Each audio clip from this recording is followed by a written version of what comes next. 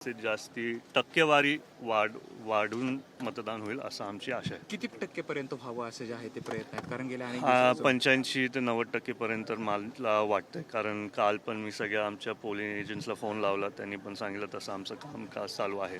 Record break मताने निवडून येतील आशा आहे आमची, तर त्याच्याबद्दल मी आता काय नाही सांगू शकत. आपण 4 तारखेला बघूया.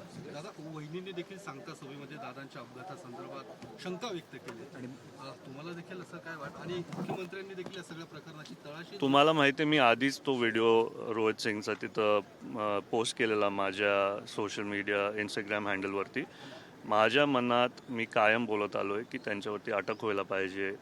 जरी माझी प्रेस कॉन्फरन्स पुढे ढकलली गेली, अजून माझ्या मनात तीच आशा आहे. तर तपास यंत्रणा ज्या पद्धतीने तपास करतात त्यावर देखील रोहित पवार सातत्याने संशय व्यक्त करतात. ज्या पद्धतीने तपास होणं गरजेचं आहे तसं होता नाही सर, तुम्हाला देखील हो, मला माहिती आहे. ते बोलले की मी थांबायला पाहिजे फायनल अहवाल येण्यापर्यंत, पण त्याला वर्ष लागतात ते पण त्यांनी सांगितलं. मला पण ते माहिती आहे. पण आम्ही आमच्या वतीने तिथं तपास यंत्रणांना सांगतोय, सूचना देतोय की लवकरात लवकर आम्हाला तो अहवाल द्यावं.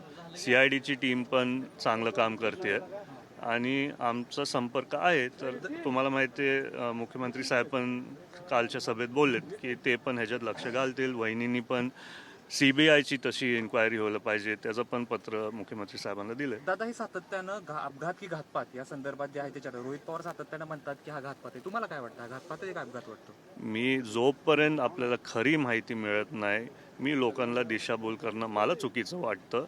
आपण नक्कीच थांबूया जोपर्यंत सगळी कारवाई व्यवस्थित होती. सगळेच तपास यंत्रणा त्यांच्या वतीने व्यवस्थित काम करतायत. CIDच्या टीमशी मी स्वतः आजपर्यंत बोलतोय.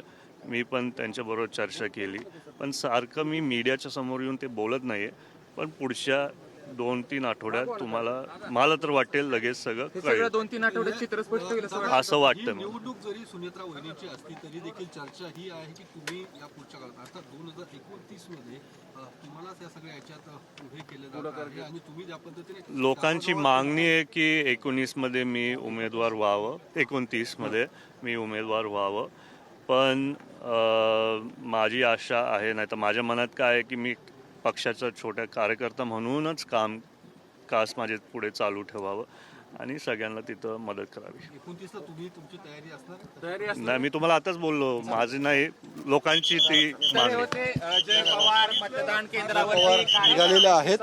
या सगळ्या मतदान केंद्रावरती मतदान केल्यानंतर आणि ज्या पद्धतीने या सगळ्या मतदारांशी भेट घेणार आणि त्यानंतर आता या संपूर्ण दिवसभर वेगवेगळ्या मतदान केंद्रावरती जाऊन मतदारांशी संवाद साधणार आहेत.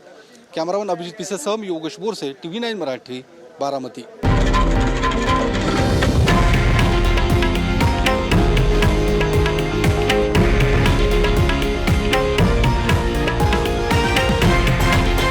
हे आहे देशातील नंबर 1 न्यूज नेटवर्क आणि आपण पाहत आहात TV9 मराठी, एकमेव.